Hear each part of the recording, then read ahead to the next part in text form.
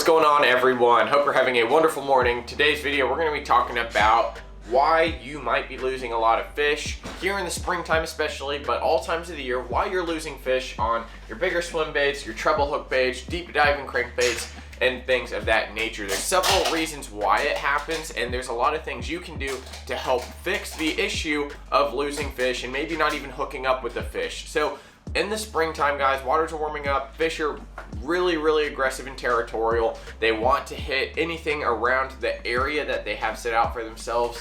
And a lot of the time, starting off, these fish like to slap at things. So the number one issue before we get into losing the fish, let's talk about not even hooking up with the fish. So right off the bat, guys, there's several things you can do, and the mag draft is probably going to be my staple bait in the springtime. Megabass mag draft comes in 6 and 8 inches pretty regularly here in the States. It's also found in a 5-inch and a 10-inch over in Japan and out of the US. However, we're going to be focusing on the 6-inch mag draft as our standard unit of measurement. You know, we also have the dangerous swim bait. We can go into the principles of hard baits like clutch starters, clutch OGs, anything like that. But, you know, kicking it off, guys, the first issue I see a lot of people doing is not having a correct rod for the bait. Now, the mag draft is a very forgiving bait. It's a 6-inch swim bait, a single hook treble, or a single treble hook, set pretty good. You can set it a little farther back if you want,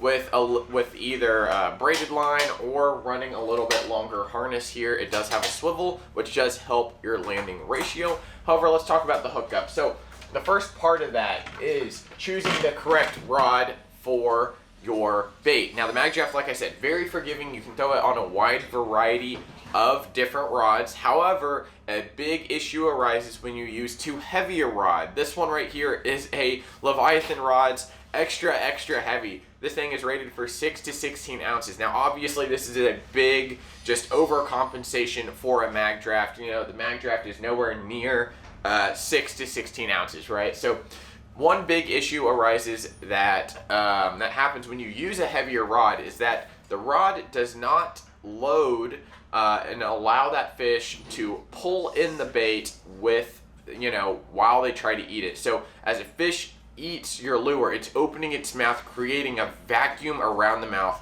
and it sucks everything in.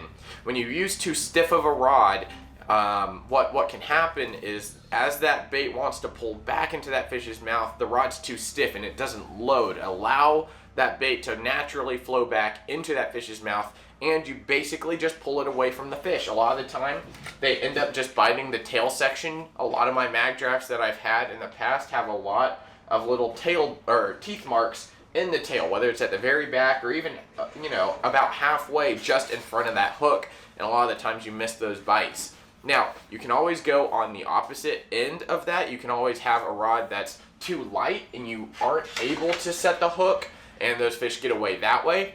However, having a rod kind of like this Leviathan rod's Omega Finesse, this is a 7'8" rod, I believe. Double check, 7'9" rod. It's a heavy. However, the tip section on this rod is very soft, as you can see here. You know, the first about like 6-7 guides, it has a great tip section there, very whippy, and then it starts really beefing up in the last three guides right here, really beefed up. And it's a long enough rod to where you can throw the mag draft a very long distance. Another great one that we've talked about in the past is the Miller rods, going to be the Swim Freak 7'8" heavy, and both of these have almost the exact same taper kind of. What I love about the Leviathan rods is they are made for swim baits, right? The Swim Freak from Miller, you can throw a wide variety of things on it. Same thing here. However, this has double-footed guides going all the way down, has a lot of guides as well, and really helps you make those precise casts.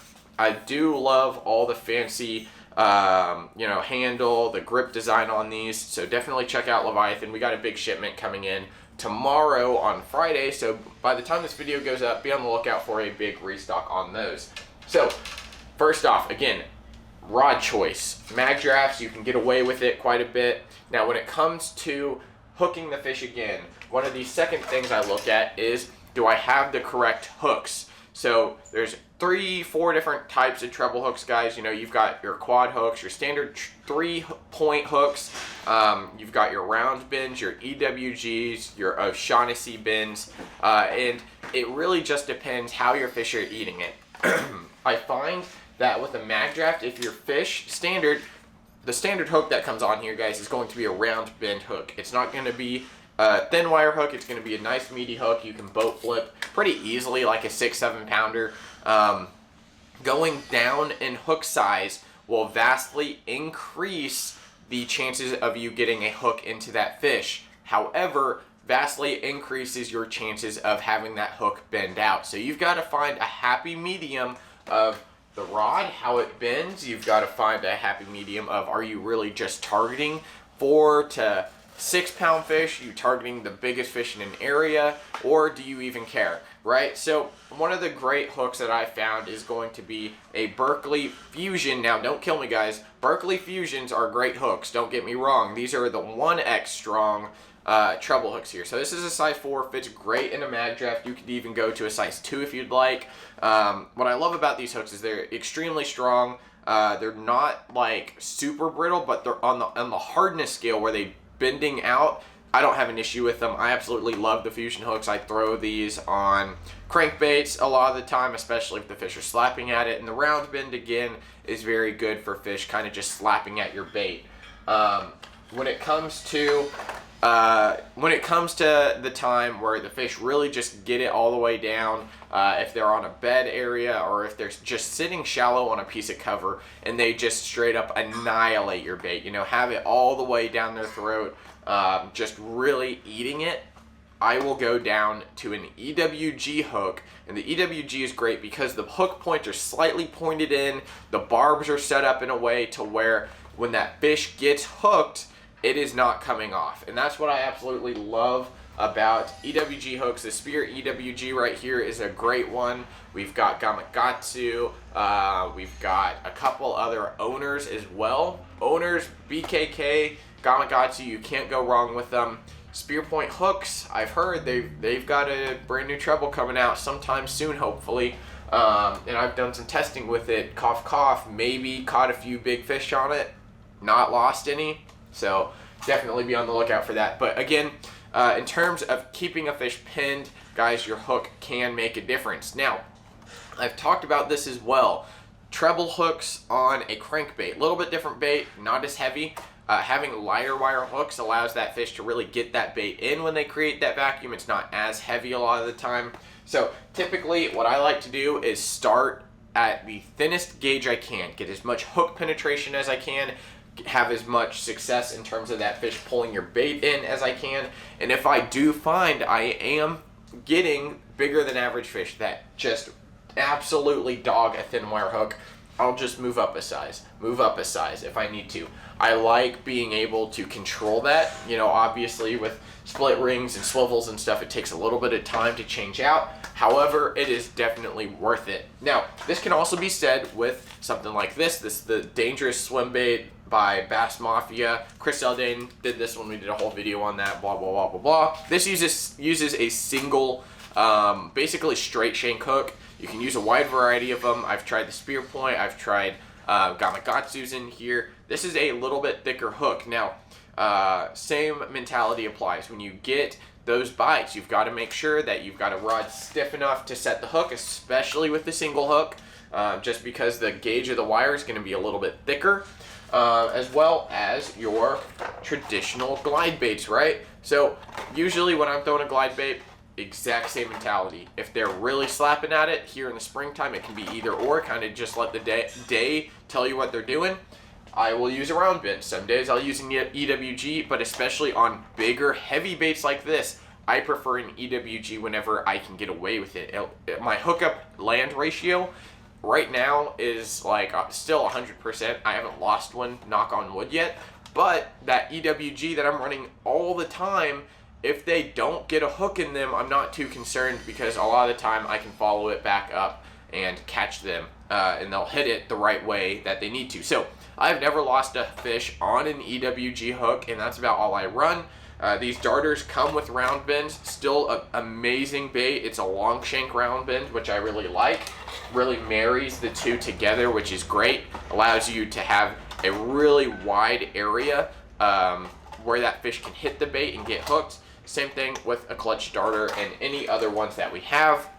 I do want to take a little moment and show you a couple baits from Zimmer Bait Company that we just got in yesterday. Guys, this is a 10-inch bait right here. This is the 10-inch glide bait by Zimmer. We've got 4 different colors. The tail does come in the box, and you get treble hooks. You've got swinging hook hangers here. Absolutely love these baits. This big guy right here is Emerald Shad, something like that. We've got Moonlight in it as well. Of course, Ninja and Old Yeller is a brand new color. So got a restock on 10 inches, 8 inches, and all the colors. And of course, had to bring back some Gen 1 OG, which honestly, guys, I really like the look of the OG. It's nice, tall body, really imitates a shiner well, and absolutely slays some bass. So this is a brand new color. This is called Gilly, like a ghillie suit. Imitates crappie, bass, just about whatever you want it to imitate, guys. You can add some hits of chartreuse on the tail. You can add some red to the belly. Do a lot of different things with it to make it look super cool. But guys, big order from Zimmer just in, so definitely go check those out. Now, one of the last things that I do want to mention in this video, guys, is that your line size has a lot to do with your success on the water. Too thin of line, and you're going to break these fish off. Too thick a line, and it's going to make your bait run weird. So a lot of the time, again, back to this mag draft here, I like to use 15 to 17 pound line. I won't go any heavier than that. I know John Shin likes to run even 12 to 14 pound line on this mag draft here. Of course, he's changing the treble hooks out to get a little bit thinner treble, so he doesn't have to set the hook as hard. However, the biggest issue with just landing the fish or getting the fish to even eat it is throwing too thick a line. And I'm not throwing Gookin line, Spro Gookin line under the bus. This is just what I had readily available. So this is great line. We do have it in stock, but this is just to show the numbers, you know, not say anything bad about Gookin. But too big of line, what can happen is a lot of the times bigger line holds a lot more memory just because it is thicker, and as you reel it along, those coils are going to turn. It's going to make the bait want to do funky things, and as we all know, the mag draft is notorious for wanting to go at a certain speed. You got to start it up, keep it going, and let that tail do the work. So the Dangerous Swim Bait fixes a lot of those issues. I've used up to 20 pound on this, just testing it out. I've used down to 12 pound on this, typically with a lighter hook, of course. Same thing applies, guys. Too thick a line, and it's going to dull your action out. Too thin a line, and you might run into breakage problems. So, guys, I hope you enjoyed the video. These are just a couple tips, again, on how to, 1, get more fish to eat your lure, and 2, keep them pinned, get them to the boat or on the bank. And I hope you enjoyed it, guys. If you did, leave a comment down below. Let me know who you think is going to win down in Florida. I believe it's at the Harris Chain for Bassmasters. I know I've got my fantasy up already, and I'm thinking about next year maybe doing like a Lake Pro Tackle fantasy group on that. So definitely check all that out. Check Leviathan swim bait rods out by the time this video goes up. And we'll see you next time. Thanks for watching, guys.